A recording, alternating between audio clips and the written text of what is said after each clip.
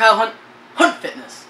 Got a video for you guys. Top 5 ways to improve your bench press. Now this is a question, I mean not really a question because, I don't know if anybody ever says, hey Kyle, what's the top 5 ways to improve your bench press? But I do get the question, Kyle, how do I improve my bench press? That's why I work diligently on putting out the 10-week bench press specialization program. I'm going to try not to plug it too much in this video.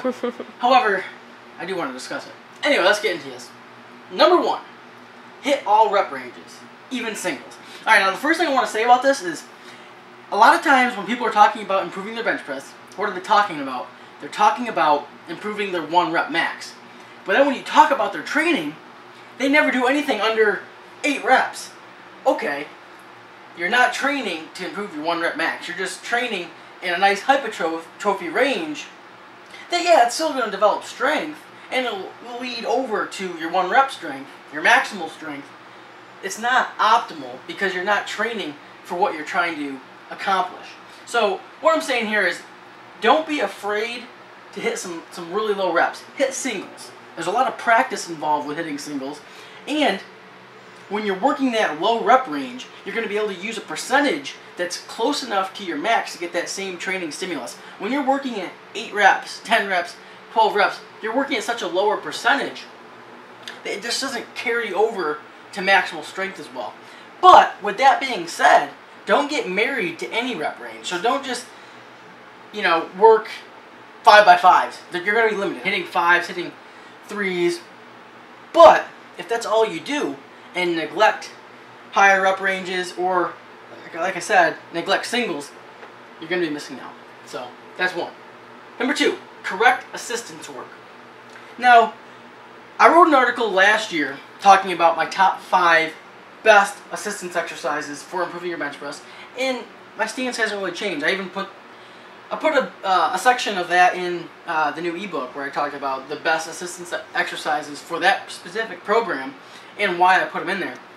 But really, correct assistance work, it can be a wide range of a lot of different things. Here's the things I like. Number 1, and this is a little bit unique to me because you don't see this recommended that much, is the 1-arm dumbbell bench press.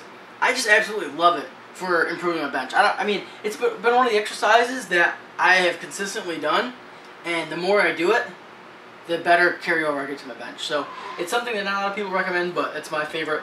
Then a little bit more mainstream for improving your bench would be hitting a floor press. I love it mainly to work that top range of the motion.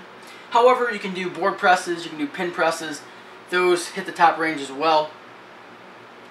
And then, I mean, really, those are my main 3, I would say.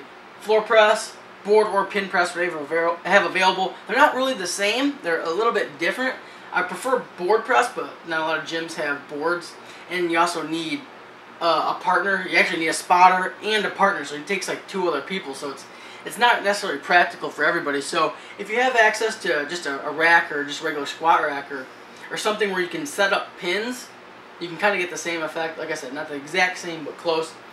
And then the 1-arm dumbbell. Those are my top 3. But I also like to throw in, not really bench specific, but I love the overhead press. I think that translates really well to the bench.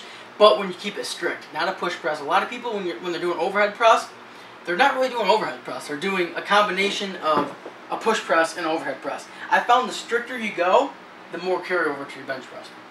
Number 3, progressive overload and percentages. This one it's kind of common sense, but not a lot of people do it. I mean, not a lot of people really actively program in the overload. A lot of people just go into the gym and lift whatever the hell weights they want to that day, and that's not the best way to get stronger, not the best way to improve your bench press.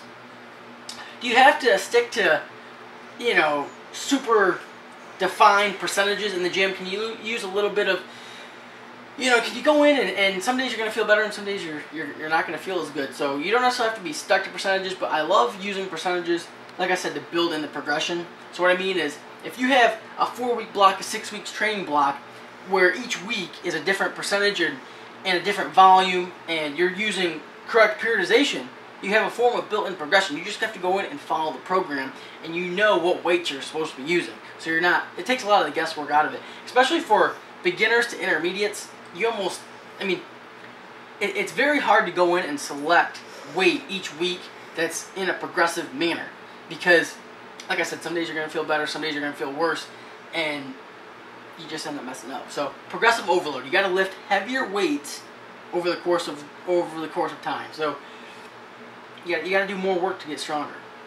Number 4, get bigger. The bench press is probably the one exercise that responds to body weight the most. Meaning, if you want to improve your bench press, just get bigger. Go through a bulking phase. Go through 12 weeks, 16 weeks of just trying to add size, and I can almost guarantee you're going to improve your bench. That's one thing I put into the 10-week bench press program, and I kind of emphasize it, is that the program's designed to be done while you're eating in a surplus. You're eating calories that are set up to allow you to perform optimally in the program. Can you do it on a cut? Yeah, you can. Just you're not going to see the same strength gains. You're not going to see the same response as someone who's eating to perform, eating to grow. So get bigger. Last but not least, bench press more frequently. Now, this one can be taken a couple different ways.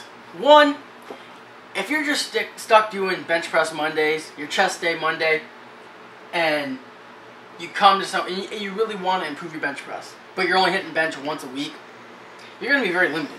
I mean, how much volume can you throw in to one day? You're just going to be limited by that factor alone.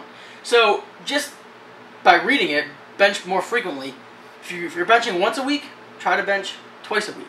And then maybe you get a little bit more advanced and you're doing a heavy day and then more of a hypertrophy day. So you got kind of a undulating periodization there, so you're hitting 2 rep schemes throughout the week, and then maybe you work up to 3 days and you're in 3 different rep schemes.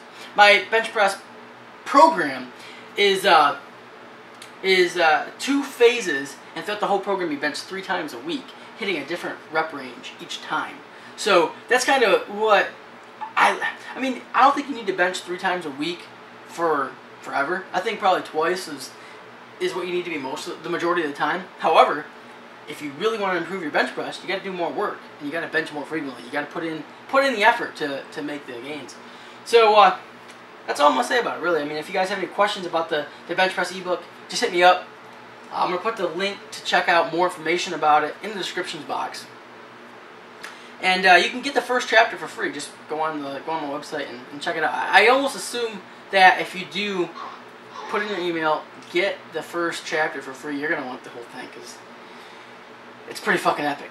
Anyway, that's it, guys. Until next time, peace. Alright, guys, so Lucy wanted me to let you know that right now you can get $5 off the ebook just by using the code TEAMHF. $5 off on the ebook, and I think you guys will enjoy it. Hold her Until head next up. time, guys. Peace. Give a thumbs up.